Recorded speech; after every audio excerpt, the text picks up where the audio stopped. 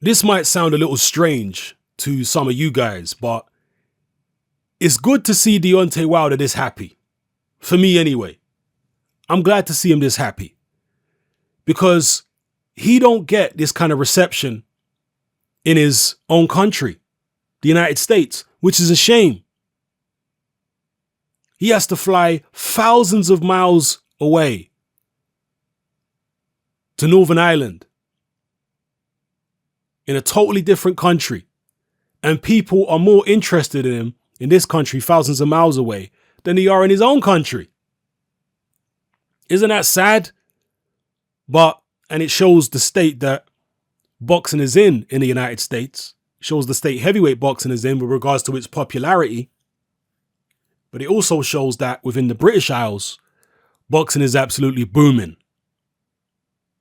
That guy from thousands of miles away in Deontay Wilder can come to Northern Ireland and get this kind of reception. And Wilder was happy. He was excited because there was so much fan interest. And I can't help but feel good for the guy. You know, he had a smile on his face throughout the whole thing. The energy of the fans and people asking for autographs and selfies and taking pictures and all this kind of stuff. It's the kind of thing he doesn't get in his own country. So, you know, big up the fans in Northern Ireland for giving Wilder a good reception. And big up everyone in Britain in the world of boxing for backing this sport and getting behind it as much as people are. We're showing the Americans right now how it's done in terms of how you support this sport. And that's not a diss, because most of my favorite fighters of all time are American fighters. Most of my favorite fights of all time were fights that took place in the United States during the heyday of American boxing.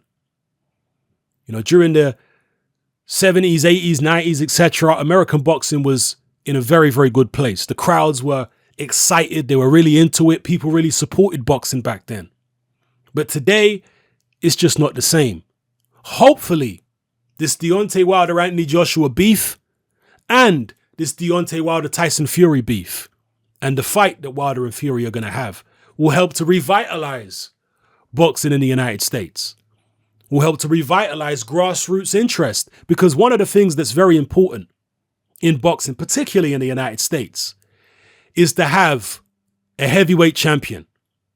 A heavyweight champion who the whole nation of the United States can get behind and embrace.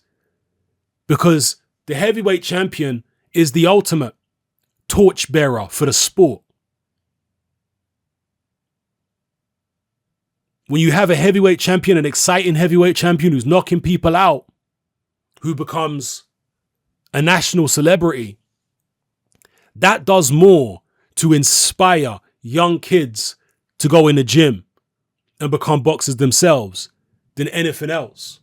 Far more than a Mayweather ever could. Far more than an Andre Ward or any of these guys could. Because there's something special about being the heavyweight champion.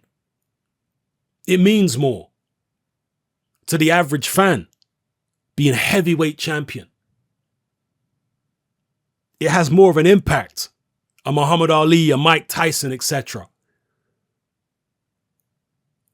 than a Sugar Ray Leonard or a Tommy Hearns, a Marvin Hagler. These guys are respected. These guys are loved. But they're not on the level of an Ali or a Tyson. There's something special about the heavyweights. Bigger is better in the eyes of most fans. Or at least more exciting. That's the way it is. So hopefully this whole situation can help revitalize boxing from a grassroots level in America, help revitalize the support for boxing in America.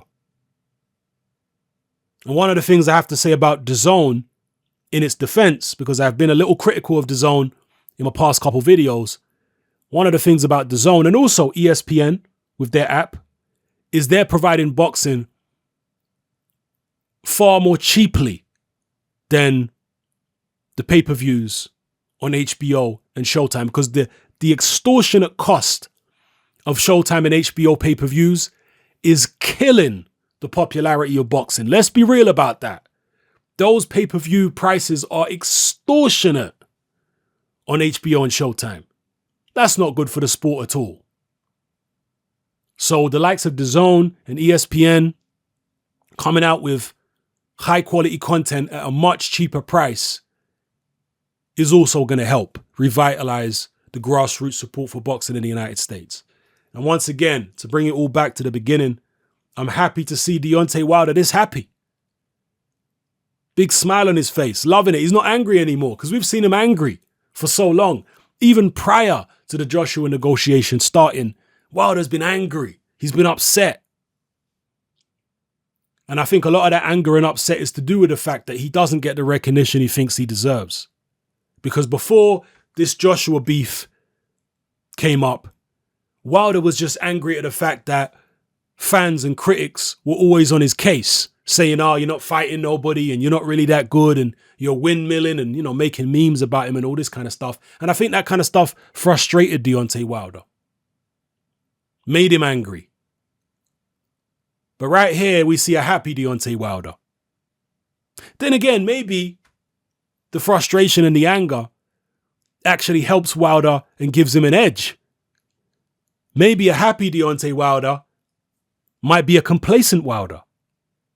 And generally, a happy fighter is a dangerous fighter. But sometimes a fighter who has a chip on his shoulder actually has an extra edge that he maybe needs to be at his absolute best. And when you remove the chip, the fighter can get a little complacent. We'll see if that happens with Deontay. But just from a superficial point of view, it's good to see the guy happy and being embraced by the fans the way that he has been in Northern Ireland. So yeah, let me know how you feel about all the points I've raised in this particular video. It's happening, I'm out.